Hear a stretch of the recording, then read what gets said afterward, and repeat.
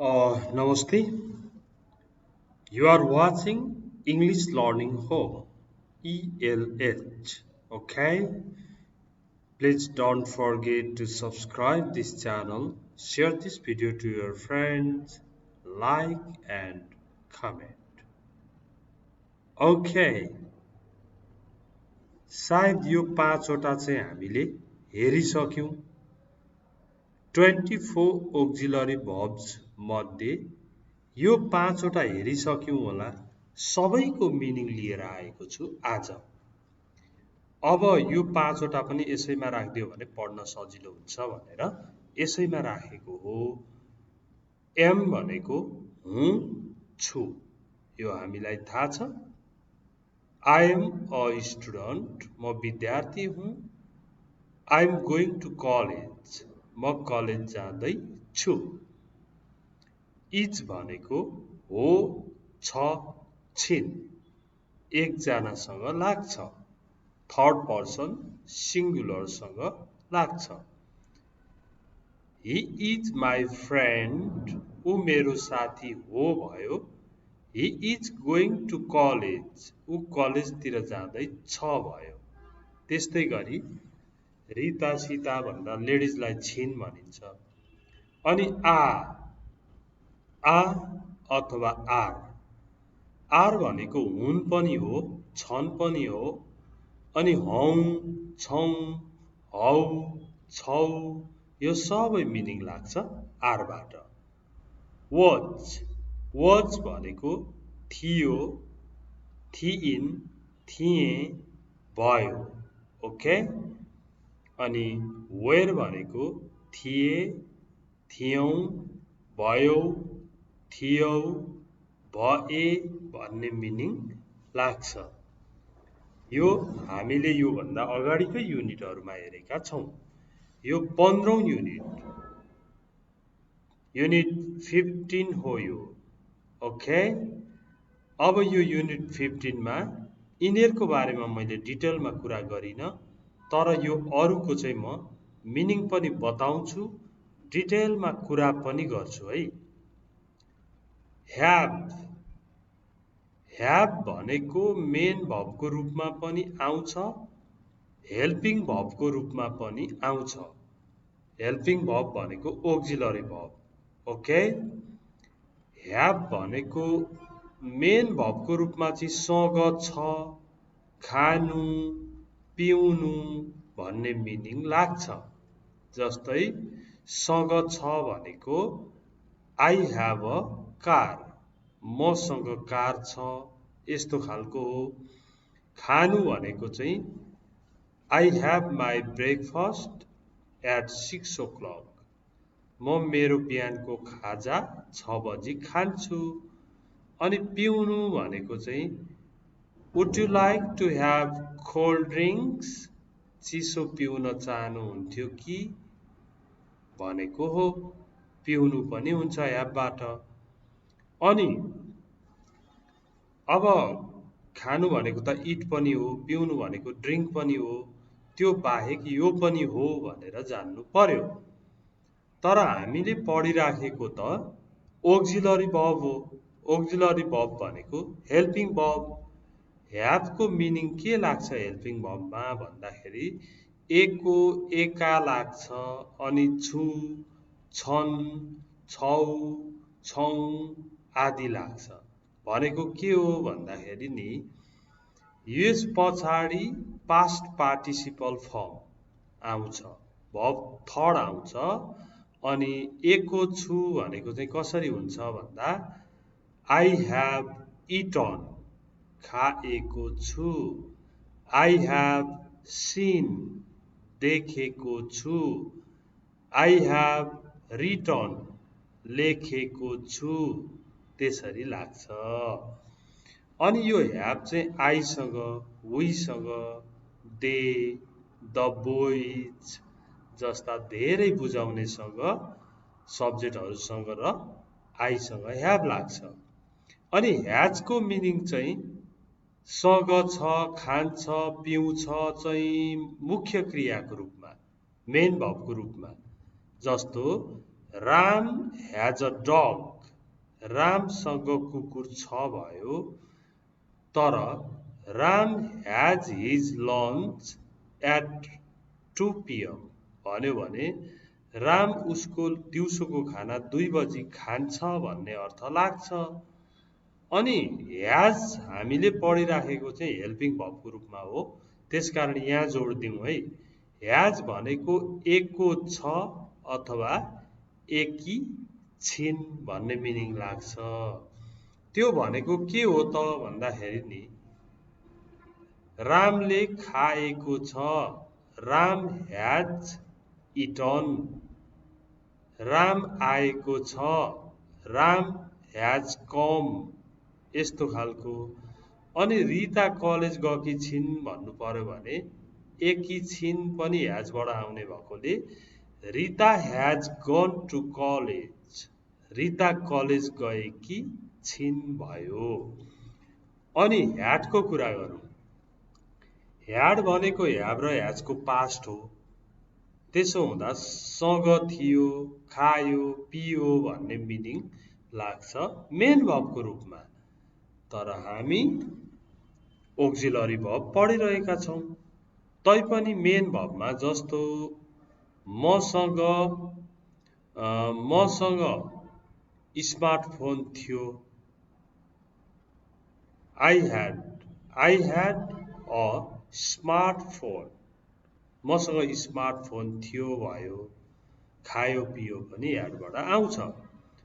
हामीले पढिराखेको यो हो ऑक्सिलरी भर्बको रूपमा। ह्याड भनेको एको एका पछाडि थियो, थिए, थिइन्, थियौँ, यस्तो धेरै कुराहरू आउँछ। अब हेर्नु है, आई ह्याभ इटन खाएको छु हुन्छ भने आई ह्याड इटन भन्यो भने खाएको थिएँ हुन्छ। आई ह्याभ क्यारिड बोकेको छु हुन्छ भने आई ह्याड क्यारिड भन्यो भने बोकेको थिएँ हुन्छ। यसरी ह्याभ एज ह्याडको कुरा हुन्छ। त्यसपछि हेर्नु है, डु, डु भनेको गर्नु अथवा आई डु भन्यो भने गर्छु हुन्छ, दे डु भन्यो भने गर्छन् हुन्छ, वी डु भन्यो भने गर्छौँ, यु डु भन्यो भने गर्छौ हुन्छ। डु, तर यति मात्र होइन नि यसको काम। यसको काम त भगवान लागेको सेन्टेन्समा नेगेटिभ बनाउन अथवा क्वेश्चन बनाउन डुको नै प्रयोग गरिन्छ। जस्तै दे प्ले फुटबल भन्यो भने they don't play football, do they play football, त्यसरी प्रयोग गरिन्छ। अनि डज, डज भनेको गर्छ, गर्छिन् भन्ने अर्थमा डज लाग्छ, एकजनासँग लाग्छ। यति मात्र होइन, यसको खासमा त एसएस लागेको भर्बलाई नेगेटिभ बनाउँदा, क्वेश्चन बनाउँदा डजको प्रयोग गरिन्छ। जस्तै Ram plays football, Ram football खेल्छलाई Ram doesn't play football, Ram football खेल्दैन। Does Ram play football, Ram football खेल्छ त भनेर बनाइन्छ। अनि डिड भनेको चाहिँ गर्यो, गरेँ, गर्यौँ सबैसँग लाग्छ।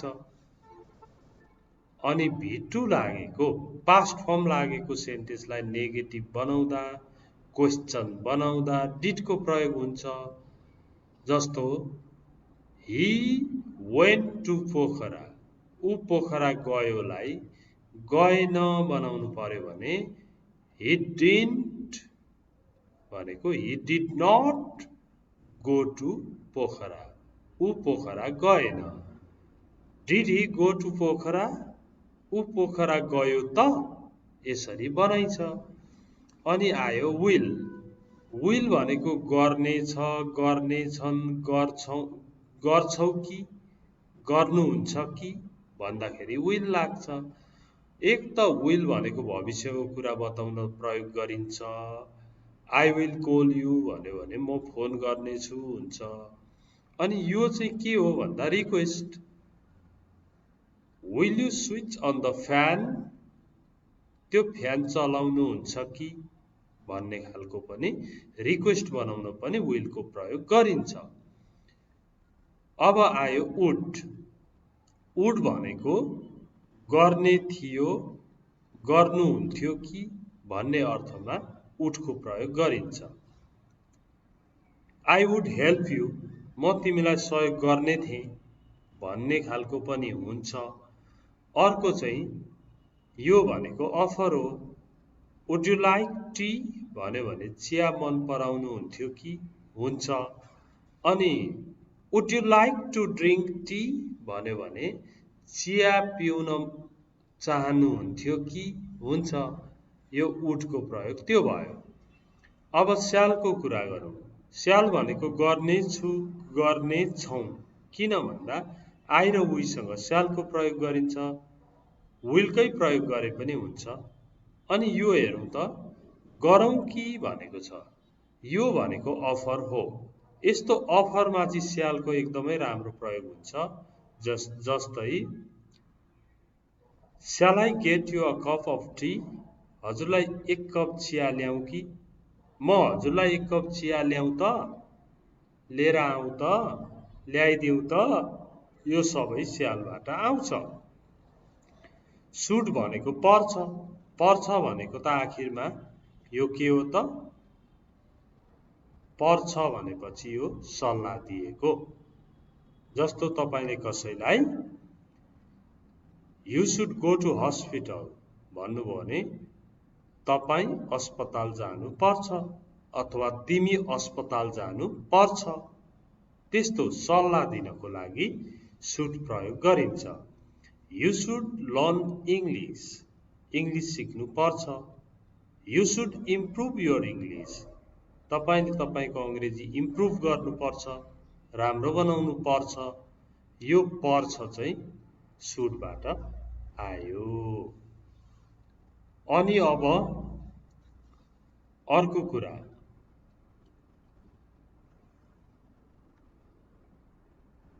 अब यसमा हेर्नुहोस् है, क्यान। क्यान भनेको सक्नु, सक्नुहुन्छ कि भनेर रिक्वेस्टमा प्रयोग पनि गरिन्छ। आई क्यान स्पिक इङ्ग्लिस भन्यो भने सक्छु हुन्छ। क्यान यु हेल्प मी भन्यो भने सक्नुहुन्छ कि हुन्छ। कुड भनेको सक्ने थियो, सक्नुहुन्थ्यो कि भन्ने अर्थमा लाग्छ। Could you switch on the fan, त्यो फ्यान चलाउन सक्नुहुन्थ्यो कि भने जस्तै कुरा। अनि मे भनेको चाहिँ सक्छ नै हो, तर सक्छ त सक्छ, कस्तो सक्छ, सम्भावना। जस्तो इट मे रेन टुडे, आज पानी पर्न सक्छ। दे मे कम हियर, तिनीहरू यहाँ आउन पनि सक्छन्, त्यस्तो खालको। माइट भनेको पनि सक्छ, तर मेकै ठाउँमा माइट प्रयोग हुन्छ। Ram might be in his room, Ram उसको कोठामा हुन सक्छ भने जस्तो हो यो। अनि मस्ट भनेको गर्नै पर्छ, you must wear your uniform, uniform लाउनै पर्छ, त्यो खालको मस्ट। अघिको सुटको मस्ट चाहिँ सल्लाहमा, यो चाहिँ अनिवार्य गर्नुपर्ने खालकोमा मस्ट प्रयोग भयो। निड भनेको चाहिनु, आवश्यक पर्नु। Okay, I am in problem, म समस्यामा छु। आई निड योर हेल्प, मलाई हजुरको सहयोग चाहिन्छ, त्यस्तो। अनि युज टु भनेको चाहिँ गर्ने गर्थ्यो, विगतमा यसो गर्थ्यो उसो गर्थ्यो भन्नलाई युज टु प्रयोग गरिन्छ। I use to play marbles, म गुच्चा खेल्थेँ, यस्तो यसो हुन्थ्यो उसो हुन्थ्यो सबै युज टु। अनि डेयर, डेयर भनेको साहस गर्नु, कुनै कुरामा साहस गर्नु। How dare you say so, त्यसो भन्ने साहस कसरी गर्यो भनेको हो। ओट्रु भनेको चाहिँ पर्छ नै हो, तर सुड भन्दा पनि राम्रो हुन्छ। ओट्रु, सुड भन्दा राम्रो भन्नाले यसो गरे चाहिँ राम्रो है भन्नलाई चाहिँ ओट्रुको प्रयोग गरिन्छ, विवान लाग्छ। Okay thank